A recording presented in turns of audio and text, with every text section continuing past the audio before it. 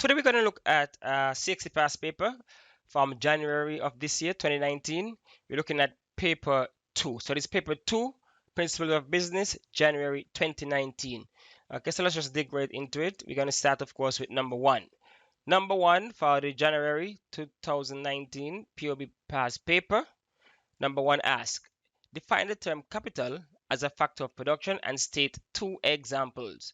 So capital as a factor of production would be all the resources used in the production process, all the resources used in operating and running a business. So all the resources that are used in the, let me just repeat, all the man-made, okay, more the man-made resources used in operating a business or running a production unit, because the natural stuff would be part of land. So as a factor of production, capital would be all of the man-made resources that are used in the operation and production of a business. Okay, so all the man-made resources used in the production of goods or services.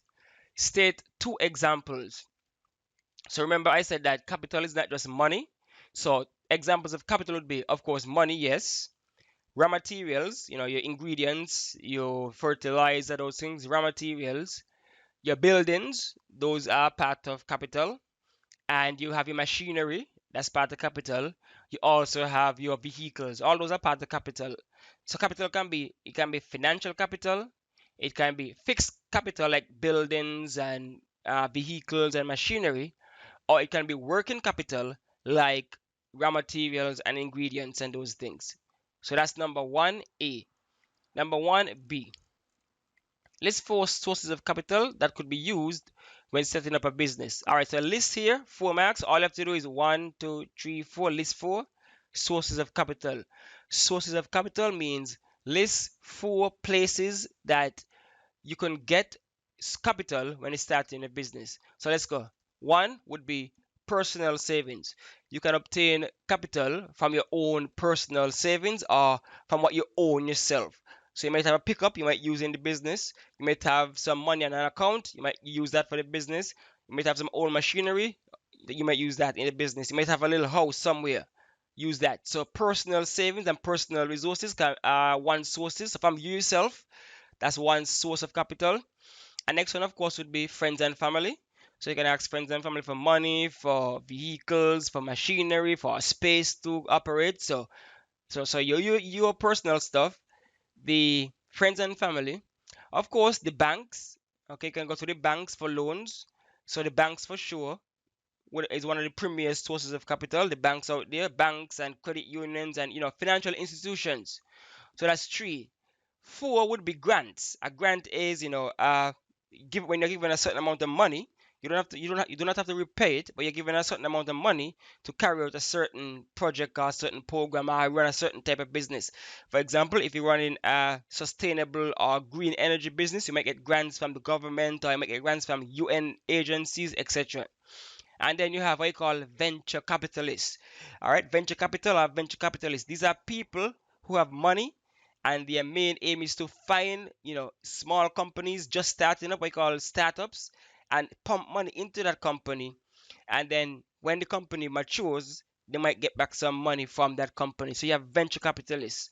And of course, you can also get capital from selling shares or selling part ownership in your new venture. So based on the type of business you want to start, you can get money by selling shares in your company. So that's the next source of capital. So right, I gave you about 5. So I gave you personal savings and personal resources, friends and family. You can borrow money from, you can borrow a car from, bigger shelter, banks, financial institutions, government grants or whatever, NGO grants or grants in general. And then you have venture capitalists, people investing in the company for you, and then you have shares. So that's 6. So that's 6 sources I gave you. You have shares. You can send shares in your company. So that's 6 sources I gave you right there. All right, number 1C, part 1. June wants to set up a small business, a small supermarket, but is unsure whether she should operate as a sole trader or establish a partnership. Define the term partnership. So a partnership is a company that is owned and operated by 2 or more persons. Okay, so a partnership is a business that is owned and operated by 2 or more partners, 2 or more persons. we don't mean a company. You don't go up to, you don't sell shares and those kind of things. So it's just a legal, it's a legal business that's owned and operated by two or more persons. Okay, well, okay, let me rephrase. By at least two persons. It's owned and operated by at least two persons. So that's a partnership. And mostly they are found in, the medical fraternity and the law fraternity. Number one, C, part two, outline two benefits of June establishing a partnership over a sole trader type business. So remember I said that CXA loved to compare the sole trader to the partnership. So let's go to a benefit. So we're looking for two advantages that a partnership has over a sole trader. So one, raising capital. So in a sole trader, it's you alone. So you alone have to go out and get all the money, all the resources to start the business. Whereas in a partnership, you can share this responsibility. So that's an advantage the partnership has. You have more people to pull from to get more capital when you want to start the business or operate the business. So you have more access, greater access to capital. So that's one. Two, because again, sole trader is one person, partnership is two or more. So in terms of expertise, there's a greater chance that you have more expertise, more knowledge available, a wider knowledge pool available to you in a partnership over a sole trader. Because if a sole trader only know accounts, then that's all. That's their knowledge pool. But if a partnership, you have somebody who know accounts, somebody who know marketing, somebody who into production, somebody who know HR, then you have a wider pool to pull from when it comes on knowledge and information. So that's another advantage. And next advantage is that in a sole trade is you alone. So therefore, you can't really just up and go away. You can't just take a vacation just like that because the business will have to shut down. So it's difficult to just up and go for a vacation. In a partnership now, you can easily take turns. I go for 3 months, you go for the next 3 months. You can share certain things. So it's easy to take a break from the business in a partnership. And next one, what you call continuity. In a sole trader, when you die, the company dies with you. In a partnership, when you die, there's still next partner there. There are other partners there. So the company doesn't really go. All right. In a sole trader, legally it's gone if the person dies. In a partnership, you can carry on because you have different partners. So those are some about four benefits I outlined there when it comes to sole partnership versus sole trader. Number one, C. Number part three. So there's three ethical issues that June should consider in setting up and operating her business. Okay, three ethical issues. One, taxation. Ethical in the sense that she can choose. Maybe she might want to skimp on her tax. She might lie on her tax when she filing her tax. So that's unethical. She might evade taxes. So that's unethical. So taxation and taxes is an ethical issue that June should consider. Some people choose not to pay the tax, not to pay the right amount. They might put something in the filing to get, go to the loopholes and stuff like that. So ethically, taxation can be an issue. And next one would be advertising. That's an ethical issue also, advertising. Because you realize that some people can do what you call false advertising. You hype up a product beyond belief. You say, my product is the best product ever. It's made from 100% natural this and 100% that. And when the reality is, that's not true. The quality of your product might be lower. Or if you're making something that's, might be able to target kids, then you might skew your advertising to target children. And that's is kind of unethical when you want to target children in your ad. So advertising itself is an ethical issue. Our next ethical issue would be the environment, because during production you might create waste and stuff like that, and of course it might be cheaper to just dump it to the side of the road, dump it in the ocean, dump it in a river, but that's kind of unethical. You want to dispose of your waste material properly. So the environment, keep the environment beautiful. You don't want to pollute the environment. So pollution and the environment is another ethical issue. And then you have other issues like money laundering. That's a major thing going on. You can use your company as a front to launder money for some, sleazy or underhanded person. So that's another unethical issue. You might know that somebody is selling drugs and they come in and buy stuff from you and stuff like that, but you're washing the money for them and that kind of thing. You might know them in the neighborhood. You know that their money is not clean, but you still want to take part in their business. So that's like four ethical issues we have outlined right there. So we have taxation, advertising, false advertising, environment, and money laundering. All right, there are more that you can read, but those are three solid ones you can use to answer this question. Okay, so number one still, part four. Explain to June the importance of conducting a feasibility study. A feasibility study. Now, what is a feasibility study? Now, as the root word there, feasible. All right. So, what does it mean if something is feasible or not? Let's look at the dictionary meaning for the word feasible. So, dictionary.com, defines feasible as capable of being done, effected, or accomplished. Probable, likely, suitable. So let's pull it back to business now. What does a feasibility study do in business? All right, so as the name suggests, feasible. So when you're starting a business, you want to make sure that your idea is actually doable, is actually possible. So that's what a feasible study is. That's why it's important to conduct a feasibility study. You want to know, okay, my idea, I'm wondering if it's feasible for this market or this area. Can it be done? Is it possible? For example, if you have a grand idea of opening, let's say, a Lamborghini dealership in the Caribbean, if you conduct a feasibility study, you'll realize that, oh, wait, most of the Caribbean islands don't have that kind of money, rich people to buy these cars on a regular for it to be feasible. So feasibility study is all about making sure, doing a test, doing a study to make sure that your business idea is actually practical, doable, possible. So that's what a feasibility study is all about. All right, so that's what the answer for that one. Okay. All right, so the total marks 20, and so you should be able to kill any question that come along that line. So that's question one from the January 2019 paper 2 for principles of business. All right, so let's look at question 2 now. Question 2. Business organizations perform many transactions daily, which require the use of documents. List three types of business documents. List three types of business documents. So here we have some documents, that are used in business on a regular basis. Okay, so we have things like a letter of inquiry. Okay, so what you do is, this is a business document, a letter of inquiry that is used to, as the word say, inquire about something. So if you're interested in something from a supplier, you can write a letter to inquire about said product or said good. Okay, you can also, so it's also act as an invitation to treat, which means send it out and people can come and get stuff from your company, your area, come and take part in whatever you have to offer.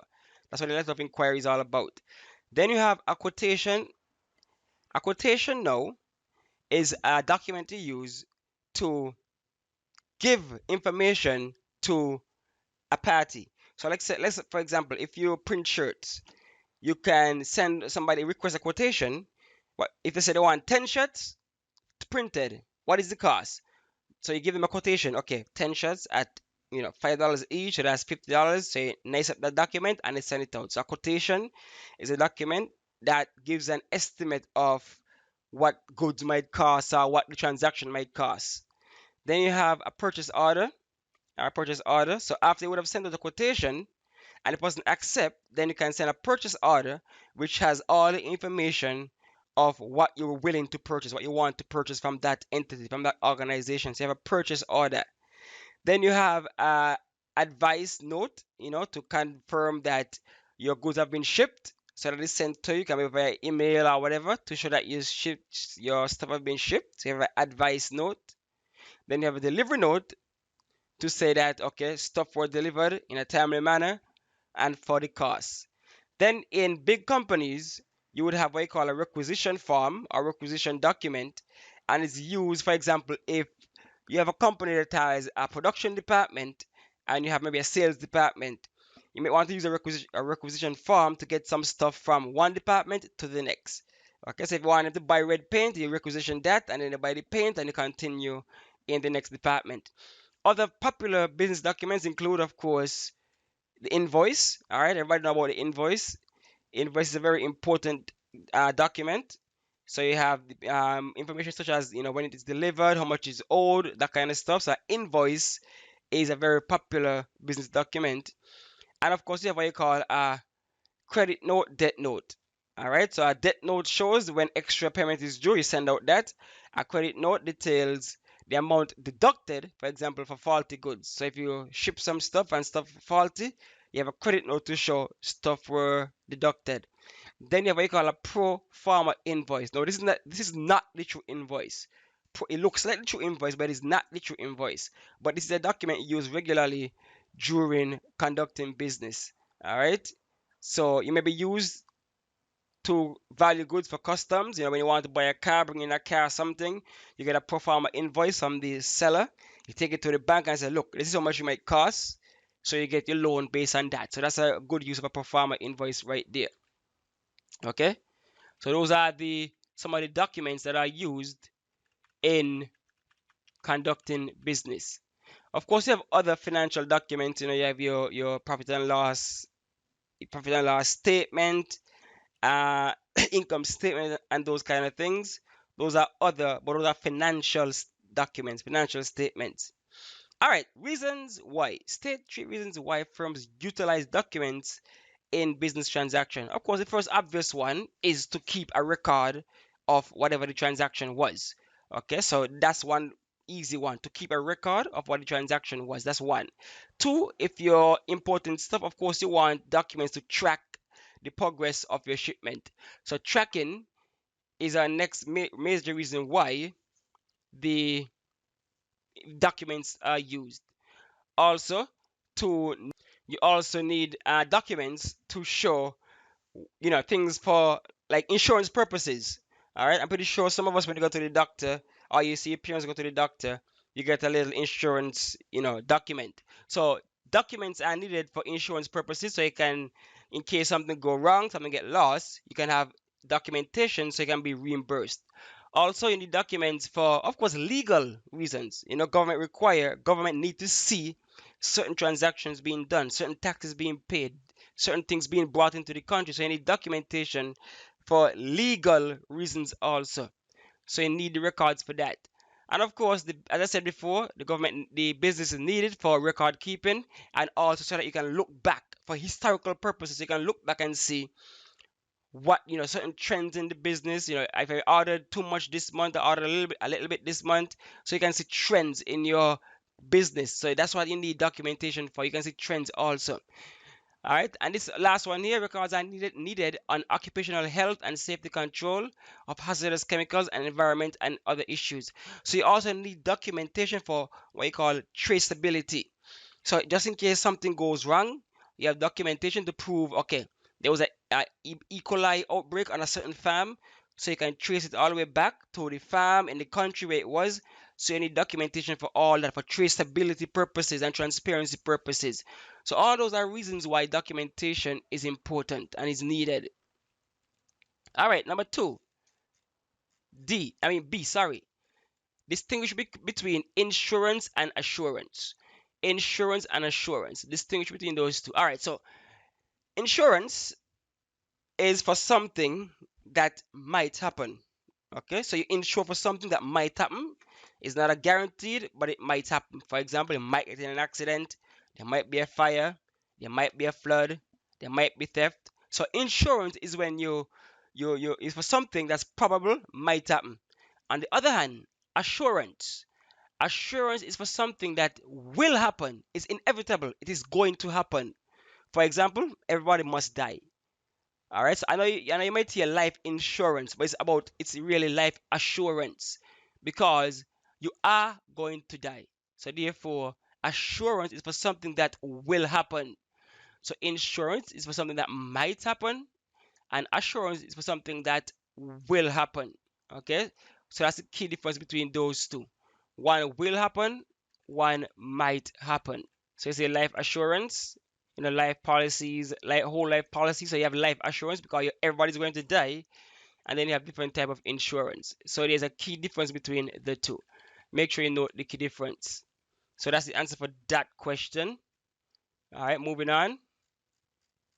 Name two types of insurance policies. Very easy. Okay, you have fire insurance, you have water insurance, you have theft insurance. What else insurance you have? You can go crazy with the insurance thing. So this is one that you can easily answer when it comes to this question here.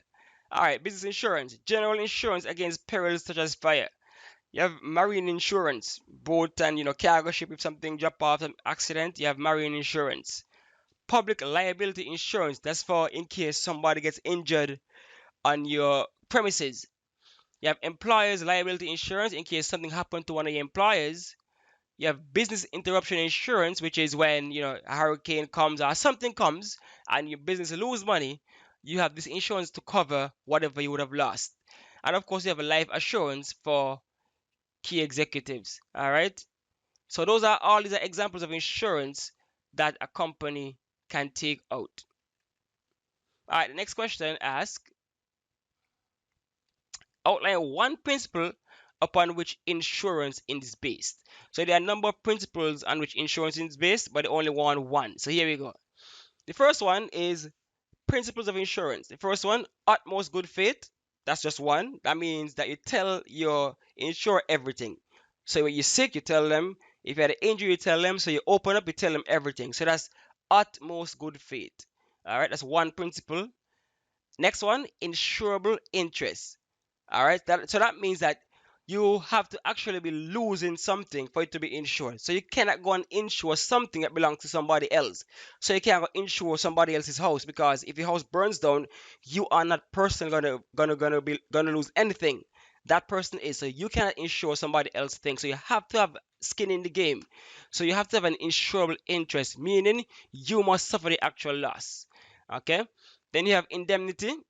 All right, indemnity damage usually limited to actual value. So what this means is that you are not supposed to profit from insurance. You're not supposed to profit. What's supposed to happen is that you are supposed to be placed in the position you were just before whatever happened. So if you have a car and it cost like $5,000 before the accident, they're gonna give you the value of the car, which might have been $5,000. So there's no profiting. You're gonna be placed right in the same position you were before. And of course, the next principle is contribution, which means you have to be contributing monthly for your insurance. You have to pay your premiums. You cannot be paying premiums and then benefit from the insurance. That won't work. And then the next principle is what you call proximate cause. Now, what this means is that you would get compensated when something specifically happened based on the insurance policy. For example, if you insure your house for fire and your house burned down, you should receive insurance for fire. But if you insure your house for fire and a flood destroys your house, you're not going to get any insurance for that, because the approximate cause was not fire. So that's what approximate cause means. You have to insure your house. You have to ensure you're going to get compensated for exactly what your insurance policy outlines. Okay, so proximate cause. So I gave you 5. I gave you 5 principles upon which insurance is based, but they only act for one. All right, E. Explain 2 ways in which insurance is beneficial to a firm. Explain 2 ways in which insurance is beneficial to a firm. Okay, we could easily. Okay, one thing about POB is that you can use common sense for this one. All right, so insurance is beneficial to a firm. How? It helps to put them back in a position where they were before. It compensates them for losses. Let's put it that way. So they are compensated for losses. If you lose something, you're gonna get it back. So what does this mean? You might be willing to take more risk because you know you have insurance to cover you. So that's one. It helps them to deal with various liability issues. For example, if somebody falls down and they sue you, you have insurance to cover that. So the company would not take a direct hit. So that's the next benefit for the company. You have liability insurance to help you to cover injuries and those things to other people and other parties. What else? How else does it benefit the? And next way that insurance benefit is beneficial to the firm is that sometimes when you want to get a loan, you want to receive financing, you need to have insurance to cover certain things, just in case that the company goes bankrupt, or somebody lose their life. In the case of a sole trader, if a person lose their life, you might have the insurance to cover that cost. So insurance is very important to companies, and you can see why they're able to. It's beneficial to them. Okay, insurance helps you to absorb some of your losses, and it helps put you back in a position, a more positive position. You're reimbursed. You're put back in a position you were before, a more beneficial position than you were after whatever loss would have taken place. So that's why it's beneficial. And of course, you have to go to town on this question because it's 6 marks. So you have to go and give examples and explain, okay, if somebody comes into a business and they fall, they might be able to sue the company, but the company can have insurance to cover whatever hospital bills that they might incur. So that's good. If the company burns down, you need insurance to be there to help them to recover, help them to rebuild, so you put them back in a good place. If they make certain losses, insurance can be there to cover their back so that they can recuperate some of their losses. So you can go to town on this one as to the benefits of insurance.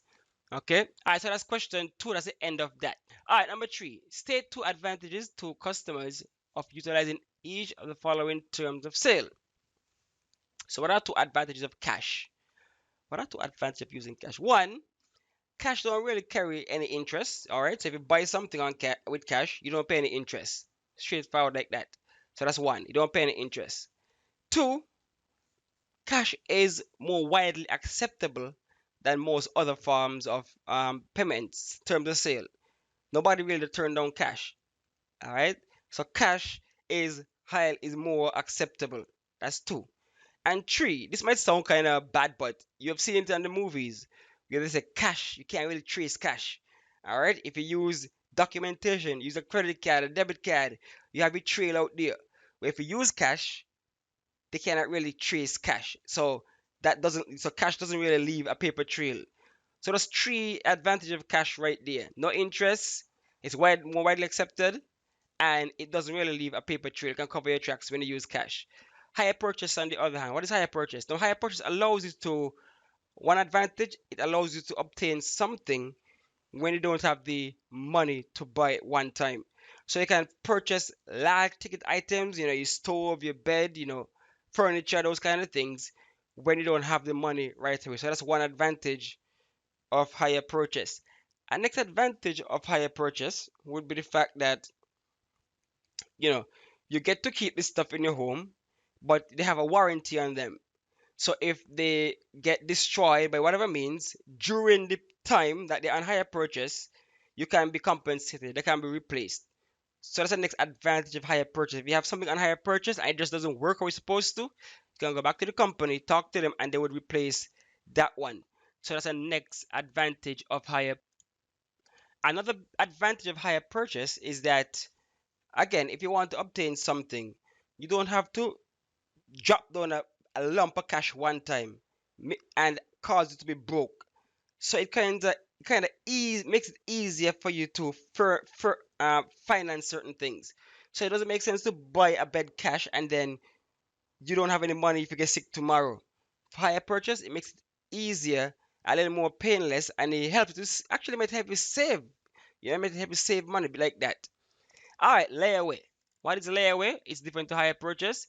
Now, layaway, one advantage is that, especially over higher purchase, you don't really have interest payment on layaway. All right, so you just pay whatever their agreed upon amount is, and you get to take and you get the product at the end. So you don't really have interest. Our next advantage is that you can plan ahead.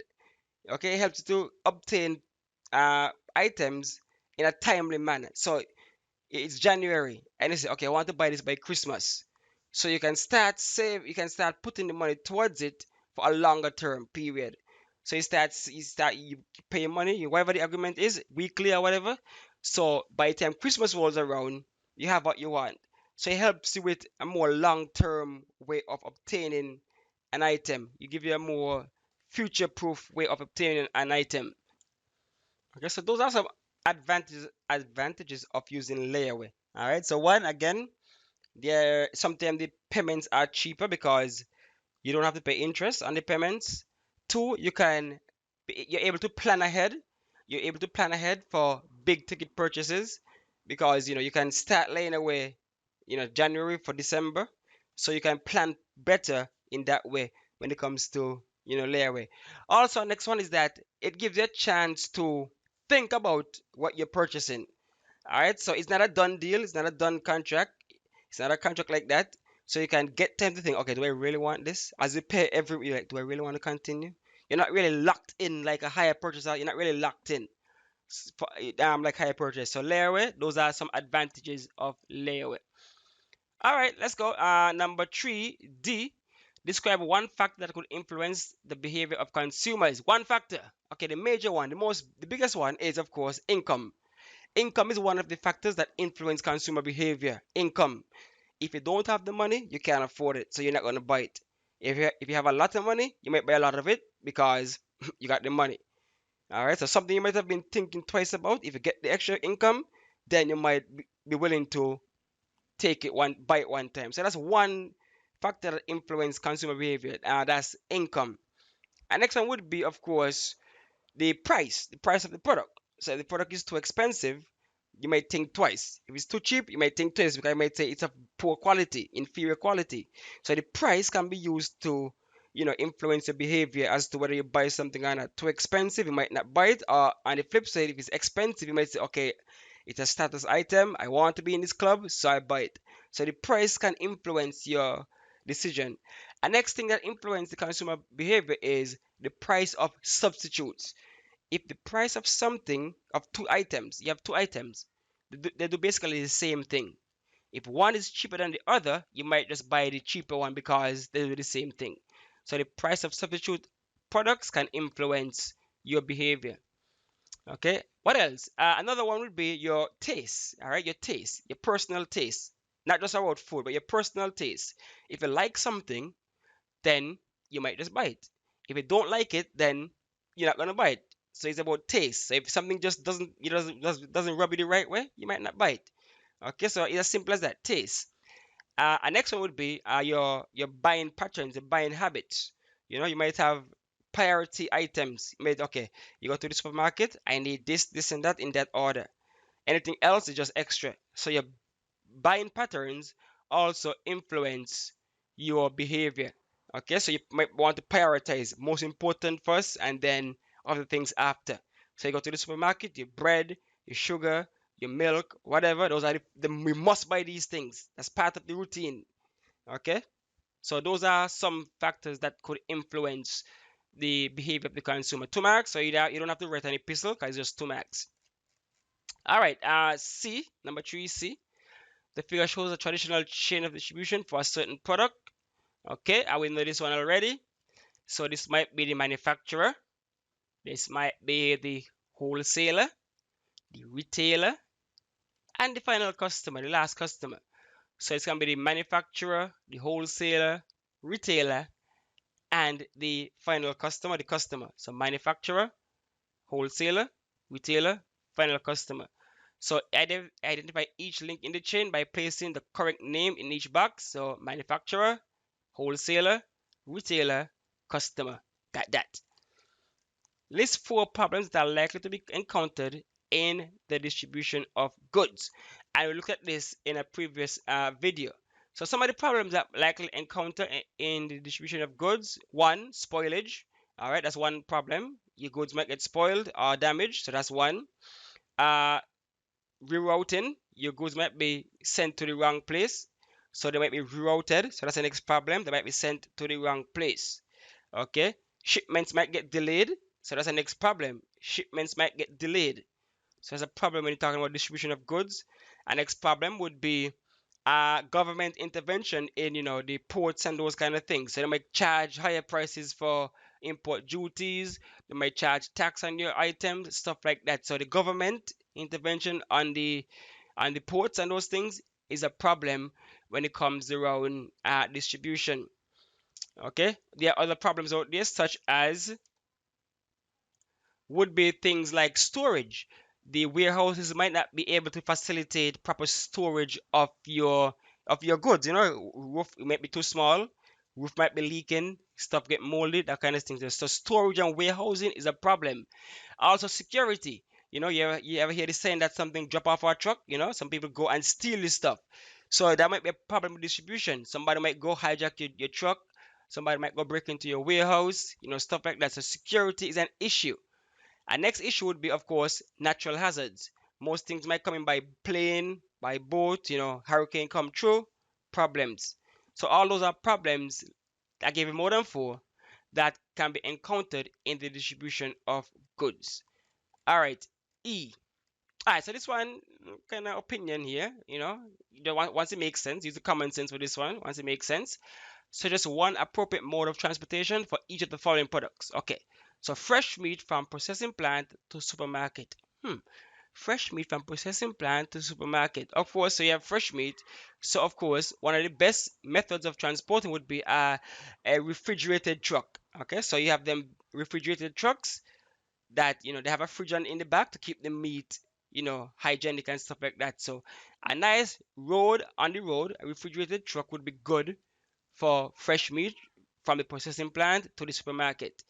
Cement from factory to construction site. Cement from the factory to the construction site. So clearly that's on the road. So you might need a truck for this one because you always see the concrete truck them moving from the site going down to from the factory to the construction site. Alright, so if they mean the premix cement, so you're gonna have the truck. Alright, the truck that's premix, or if you mean the one with the trailer, you can use the trailer, but it's still gonna be road. Alright, more like it's gonna be road transport.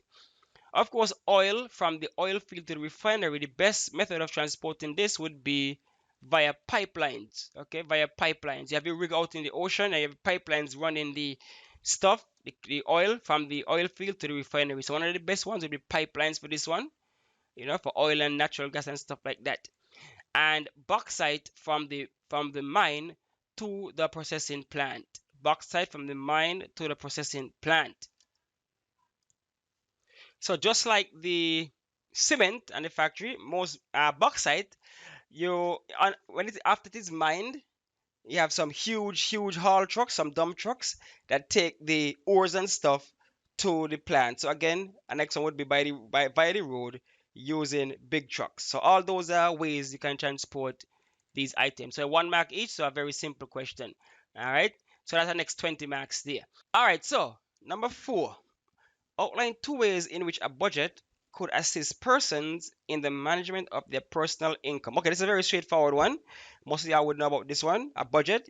So the budget normally maps how you make your money, how you spend your money. So simple. The budget can assist a person so that they can know the inflow of cash, so they can know how much cash they are making. That's one. And two, it can also assist persons by letting them know, show them how much cash they are spending out. So one, it helps them to know how much cash is coming in and how much cash is going out. So that helps with the management of the personal income. You know how much you're making, you know how much you're spending. Also, the budget can tell you where the money is coming from and where the money is going. So the budget can tell you where the money is coming from, where the money is going. So I can tell you how much is coming in, how much is going out, where it is coming from, where it is going, the budget. So those are some ways that the budget can help you to manage your personal income. All right, very straightforward from common sense. You don't need a textbook for this one. All right, you know budgeting, you know money, so you know how that goes. All right, now this one is not too commonsensical, so we can go into this one. 6 marks. Describe 3 services offered by commercial banks. Okay, this one is very commonsensical. Sorry, 3 services offered by commercial banks.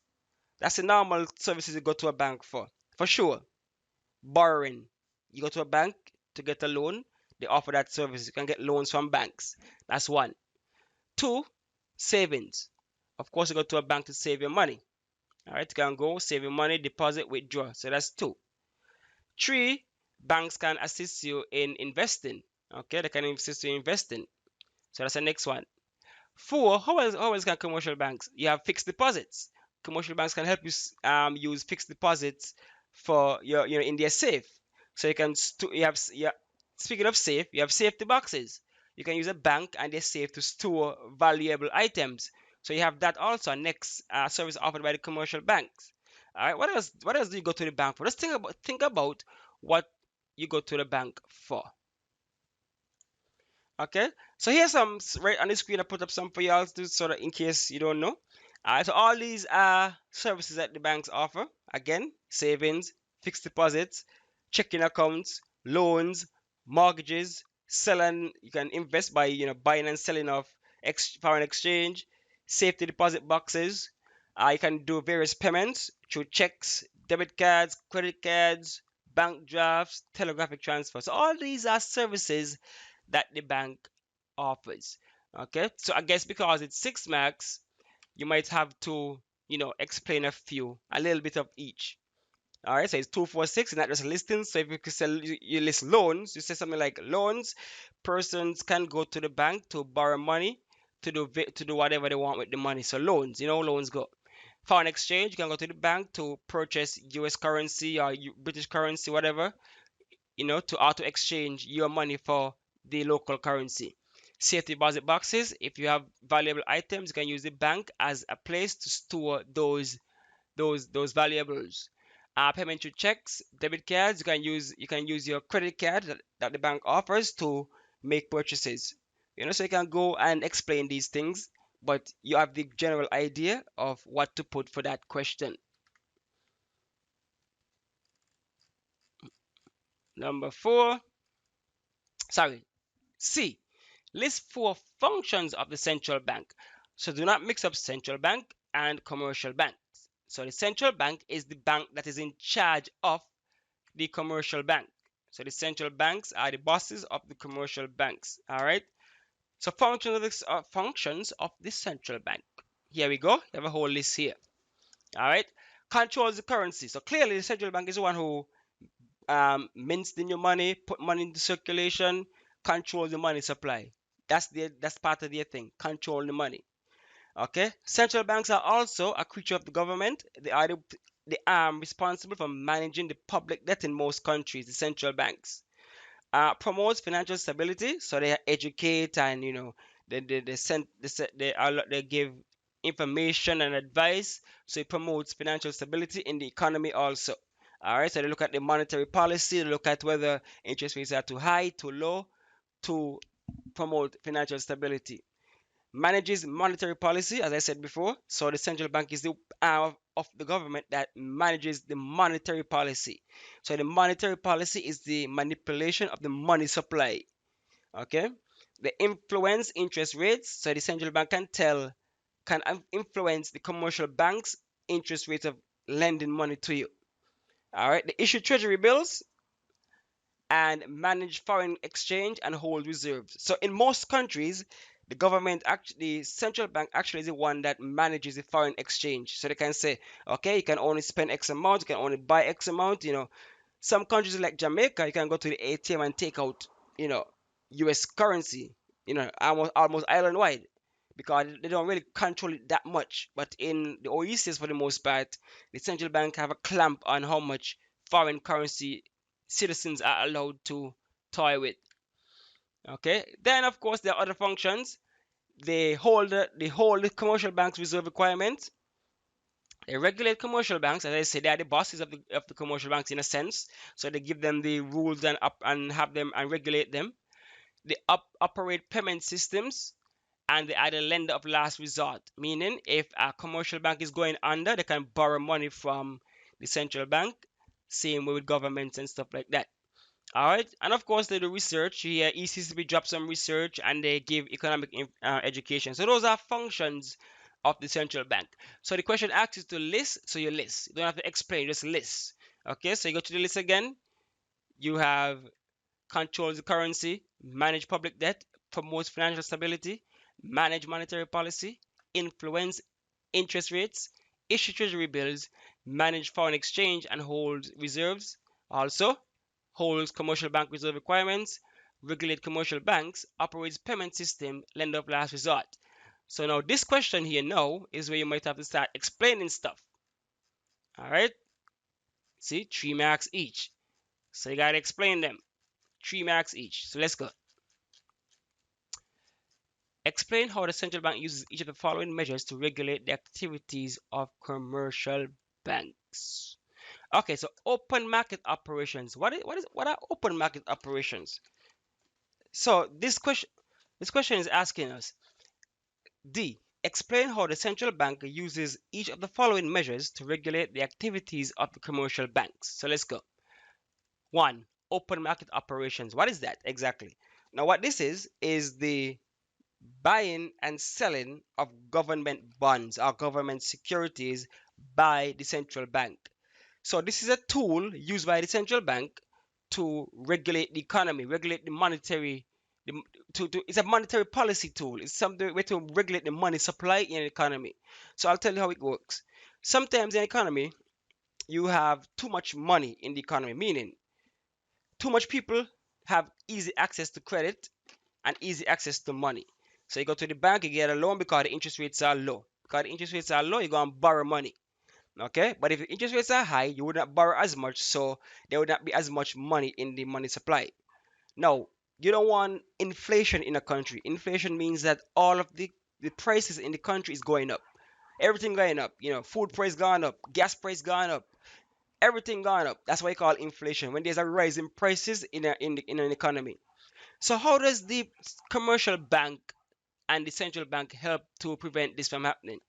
So open market operation involves the buying and selling of government bonds or securities. The buying and selling of government bonds or security. Now, when a central bank buys bonds, what they are doing is that they're injecting money into the money supply. So this is normally when the economy is slow and they want to boost the economy. So to boost the economy, they would now go out and start to buy up all the treasury bills and the treasury bonds and the government bonds that are out there. So if they are buying them, what this means is that the central bank is putting money into the money system, into the money supply. So by buying the treasury bills or the bonds, they are in turn putting money into the money supply. So this would encourage, would give people more money in their hand.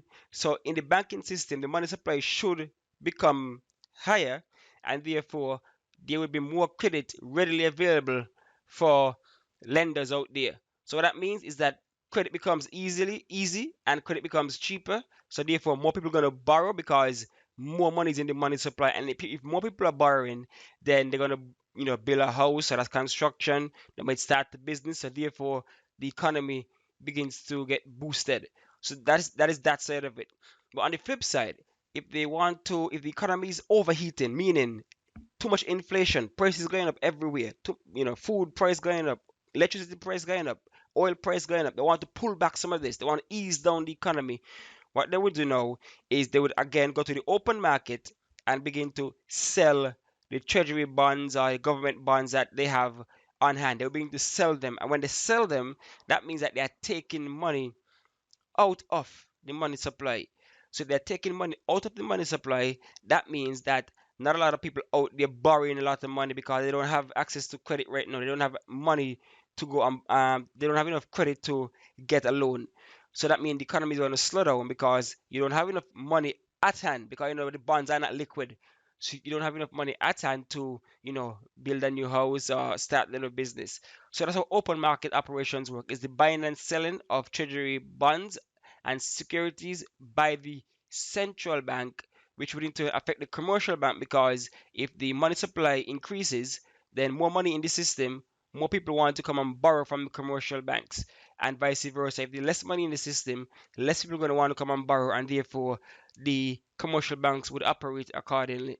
All right, liquid asset requirements. Now this one is a little simpler. What this means is that the central bank can increase or decrease how much liquid assets a commercial bank should have at the disposal at any time. So if they increase the amount, the requirement, what this means is that the commercial bank has to hold back more of its money now, have to hold back some of its money. So therefore, it cannot lend out as much. So when it do lend out, of course, interest rates are going to be higher. Okay, so when the central bank say, okay, look here, you have to increase your liquid asset requirement, your liquid asset ratio to 10% more. That means that whatever reserves they had is now 10% have to be held, so they can't lend out that to nobody no more. All right, so they don't have as much access to credit as they did before to give to customers.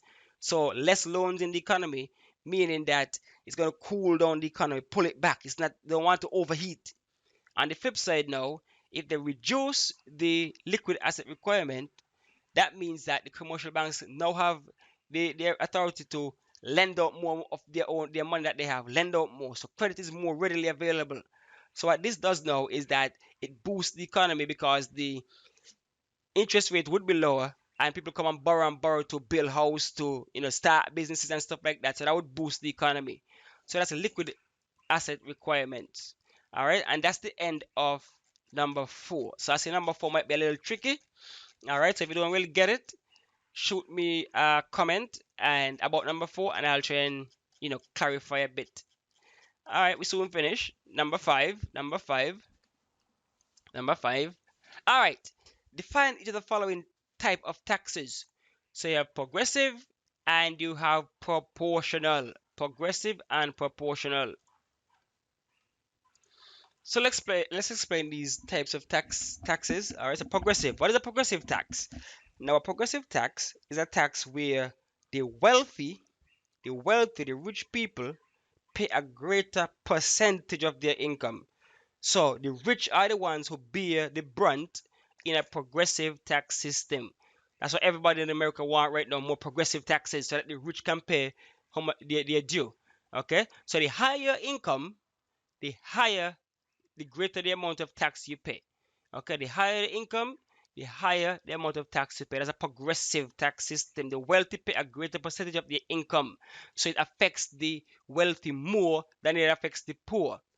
Now, a regressive tax system is the reverse, where the burden of that tax falls heavily on the poor, okay, the low income households. So the smaller amount your income is, the more you feel that tax burden right there. So nobody really want a regressive tax system in the place. You need a more of a progressive in a sense. If you have a poor country, you need more progressive taxes. Regressive, that falls heavily on the poor people. A proportional tax system now, as I say, proportional. Everybody pays the same percentage of their income. Okay, so it's even across the board. So everybody pays the same percentage of their income in a proportional tax system. So those are the 3 major tax systems out there.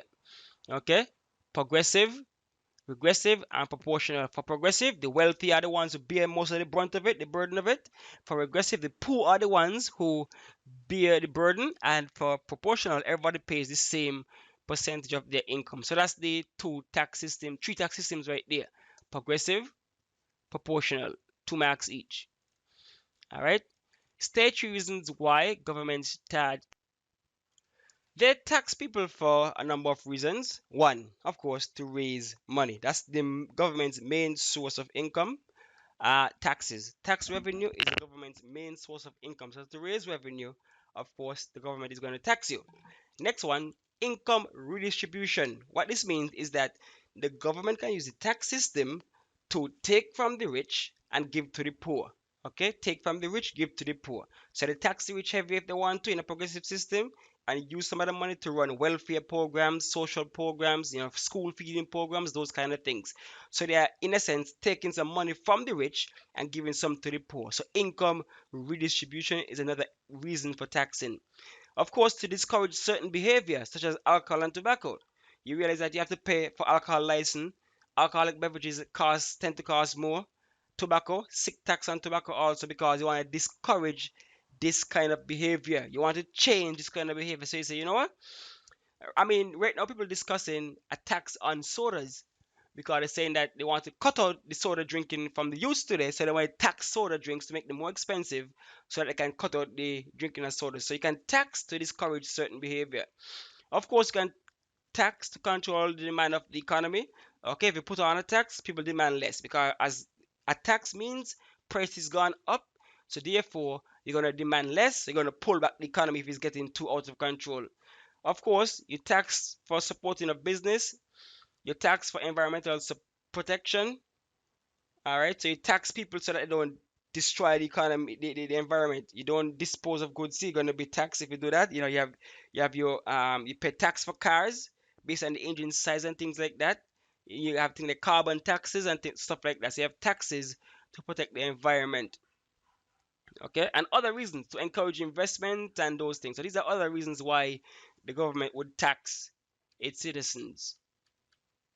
All right, so you can just state those three. Identify three ways in which government regulate the activities of businesses. Okay, we just explain one of them. Okay, we just explain one of them. Taxing. Taxation is one way that the government regulates the activities of business. Taxation. Okay, so that's one. Another way, of course, is of course you have your laws. Okay, you pass laws such as labor laws and those things, so that you cannot take advantage of people. So you have laws. So you have taxes, laws, and of course you have regulations. All right, you have regulations. So taxes, laws, regulations. Those are three ways that the government regulates the activities of businesses. Okay, so if your taxes, your laws, and your regulations. Those are three ways that you can regulate the activities of businesses. Another way is, of course, things like zoning and planning and those kind of things. You have zones, so you can say, okay, this zone is dedicated to industry, so that you cannot operate in anywhere else but here. Okay, so you have laws, regulations, taxes, zoning and planning and those things. So those are ways that government can regulate the activities of businesses. It's identify, so you don't have to explain. It's shown 3 marks. All right. Outline two measures government used by government to protect consumers. Two measures used by government to protect consumers. Of course, consumers have their rights. So you have a whole bill of rights for consumers. So that's one way. You have a bill of rights to protect consumers. You have things like the Bureau of Standards that are government entities. The Bureau of Standards, they are used to help to protect customers from various businesses. There are certain things are expected from businesses, and if they don't meet the standards, then that's an issue. So you also have things like quality control measures. You have like Chamber of Industry and Commerce and things like that, that protects. You have consumer affairs departments in most government that consumers can go and complain and you know get and state their case. This is very similar to this question up here. Okay, same way. They use regulations and rules and laws to protect the consumer. Like I say, you have your consumer affairs department, you have your ombudsman, you have your consumer protection, and all those things. You have your chambers of industry and those things that you can go and make complaints. Government pass laws to prevent, unfair practices. You have free trade and those kind of things out there. So all of it still comes when it comes to government, it always comes under rules and regulations and laws and those kind of things that are used to protect customers.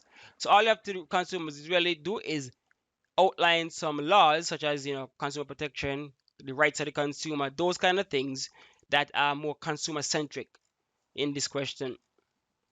Okay, the government of your country has set up centers to train citizens in computer engineering and small appliance repair. Explain two benefits that could be gained from this initiative. All right, so this one again, very straightforward. Explain two benefits that can be gained from this initiative. So, government decided to train workers.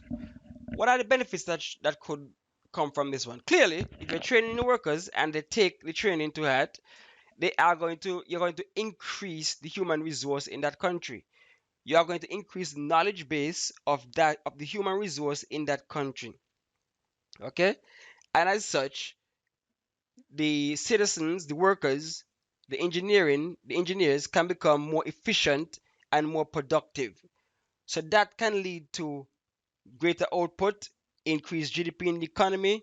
You know, that can also increase job creation. Okay, because when one person knows something, they would go and train another person, and jobs are created like that. Also, you see this here, computer engineering and small appliance repair, meaning that you can stimulate a whole market for this year, small appliance repair. All right, you can stimulate a whole market for that. So there's more jobs available again. Also, you don't have to go overseas to do anything computer related because you have them here trained. So things can be done in-house, domestically.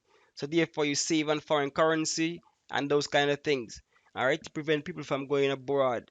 So there's so many benefits from that. One, a more improved human resource. Two, jobs can be created in this market. Three, which would in turn reduce unemployment. Three, you can now have things done domestically that would otherwise have been done overseas, so that would reduce the dependence on foreign currency and foreign help and things like that. So this one is a very clear cut one right there. All right, so you always go when you talk about government and economy and stuff like that. One of the first things to jump to is employment, creating job creation. That's one. Two, improve the knowledge base of the human resource, and reduce the dependence on foreigners, all right, and foreign entities, because you see here training them in computer engineering. You have to go overseas for that anymore. Okay, so if you go to town on that one, you can get your 6 max. All right, so that's it for basically it for the January 2019 paper. All right, if there are any questions, just leave the comments right there. I'm gonna do the paper 3 for the same time period, January of last year next. All right, so if you're interested in the paper 3 for the, I think the private candidates, I'm gonna try and do that one sometime later. So stay tuned for that one.